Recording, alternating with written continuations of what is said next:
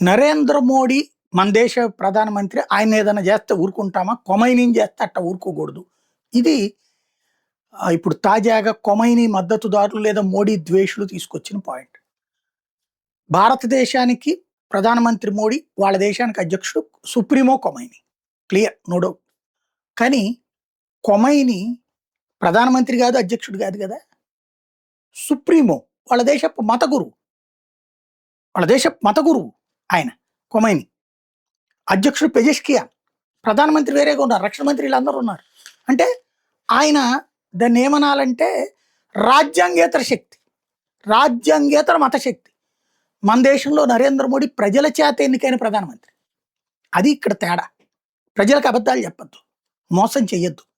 ఇక్కడ మన మత గురువులు హిందువులకు సంబంధించి శంకరాచార్య పీఠానికి సంబంధించినటువంటి వాళ్ళు, లేకపోతే శృంగేరి మఠానికి సంబంధించినటువంటి వాళ్ళు ఎలాగుంటారో, హిందువులకు సంబంధించినటువంటి పీఠాధిపతులు ఎట్లాగో అట్లా వాళ్ళ షియా ముస్లింలకు సంబంధించిన మత గురువు ఆయన.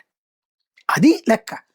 ఇక్కడ మన మతరాజ్యాన్ని నడవదు. ఇక్కడ ఈ మనకున్నటువంటి మత గురువులు చెప్పినట్టు ప్రభుత్వం నడవదు.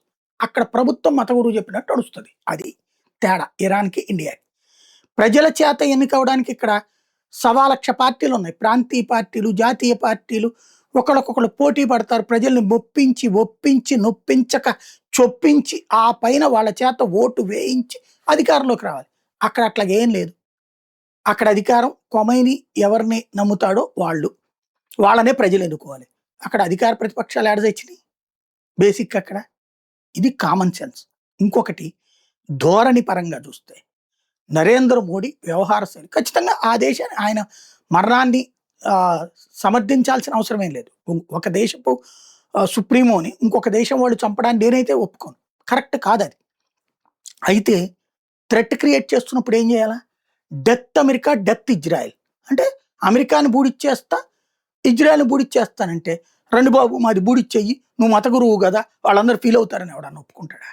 కామన్ సెన్స్తో ఆలోచించండి. అదే మన దేశం మీద చేస్తాను మనం ఒప్పుకుంటామా? నరికైనా యాదవాలని అని చెప్తాం, అంతే కదా. అది కామన్ సెన్స్. మనం ప్రతిదానికి తటస్థులం అనిపించుకోవడానికి తప్పుడు వక్రీకరణలు వద్దు.